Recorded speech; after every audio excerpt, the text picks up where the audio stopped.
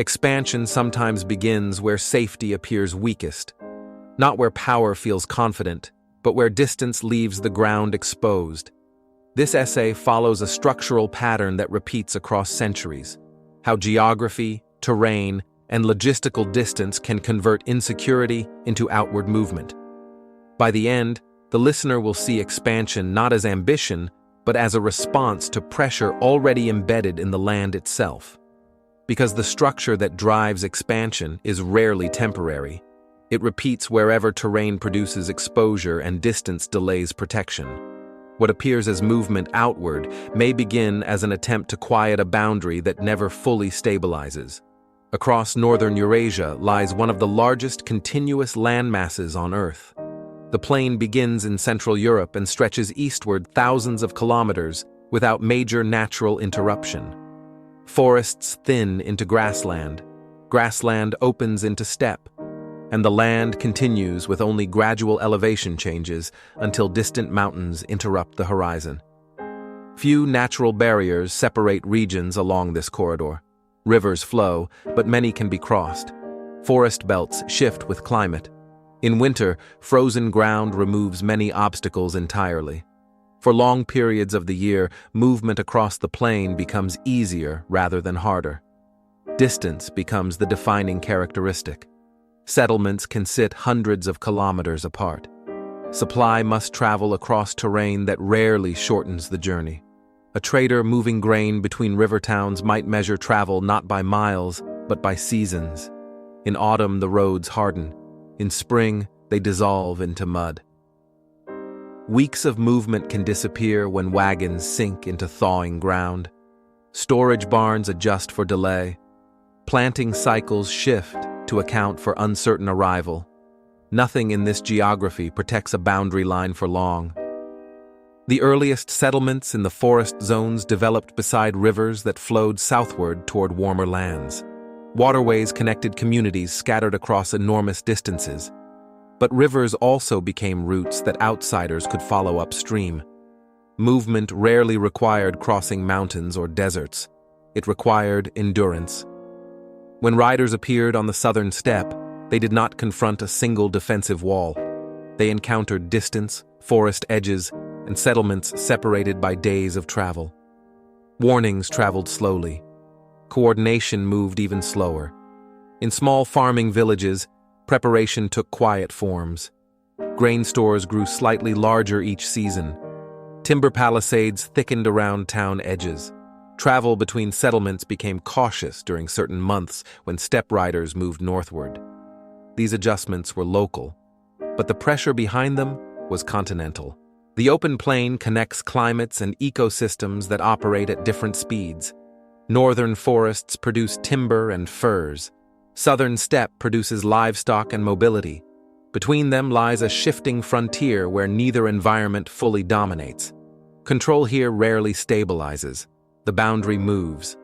When settlements expand southward into steppe territory, they gain agricultural land. But they also lose the protective depth of forest. Visibility increases. Distance between defensive positions grows. Farmers notice this before officials ever map it. Fields must be planted farther from woodland cover. Watch posts appear near river crossings. Labor shifts toward maintaining defensive earthworks along exposed edges. The work does not feel like expansion. It feels like maintenance. Meanwhile, supply routes lengthen. Grain shipments traveling from southern fields toward northern towns require longer protection. River transport becomes essential, yet rivers freeze part of the year. When winter closes water routes, overland wagons must replace them. Weeks of delay accumulate. In one settlement waiting for spring deliveries, seed distribution may pause until river ice breaks. Planting shifts slightly later. Harvest cycles compress into shorter windows. Storage barns become larger to absorb seasonal uncertainty. Logistics quietly redraw the map. Across centuries, the same pattern emerges. Where the plain remains open, exposure remains unresolved. The distance between defensive lines and population centers never settles into permanence. A boundary drawn across open terrain behaves differently than one anchored by mountains. Mountains reduce choice by blocking movement. Plains expand choice by allowing it. The difference seems subtle until coordination is required across thousands of kilometers. Caravans traveling east from European forests toward river basins deeper inside the continent often adjust their cargo loads to account for the return journey. Horses must carry supplies both directions. If one wagon breaks an axle far from a settlement, the caravan may redistribute goods among surviving teams. Distance turns mechanical failure into logistical crisis. In scattered frontier towns, blacksmiths become central figures not because of industry, but because travel depends on their repairs. Iron fittings for wagons, horseshoes for exhausted animals, hinges for gates. These small objects determine whether movement continues. Structure expresses itself through labor. As settlements extend farther south and east, they create new agricultural zones. Grain production rises. Trade networks widen. Yet every kilometer added to the cultivated frontier also lengthens the line that must remain quiet. Silence along a border becomes work. Patrol routes expand across open land where forests no longer interrupt visibility. Riders must travel farther between outposts. Messages between towns require additional relays. Distance begins to multiply responsibility. In winter, snow compresses the steppe and turns it into a hardened surface. Travel accelerates. What required weeks in summer may require days in cold months. But speed works both directions.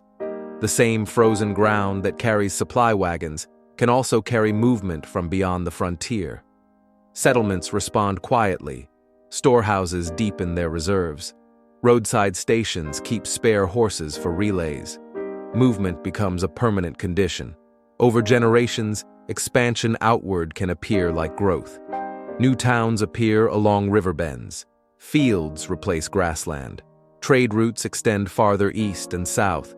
Yet beneath this outward motion lies a quieter pattern. Each extension reduces the depth between frontier and interior. The plain does not compress behind the frontier. It stretches forward. When a defensive line moves outward, the logistical network must follow.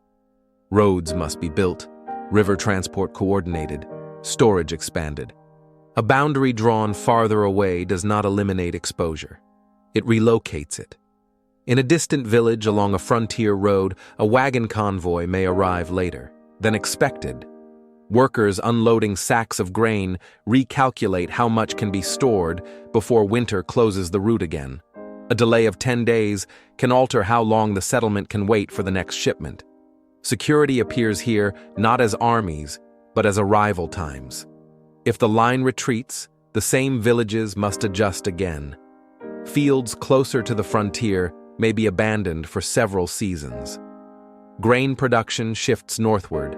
Trade flows reorganize around safer routes. The landscape absorbs uncertainty through labor.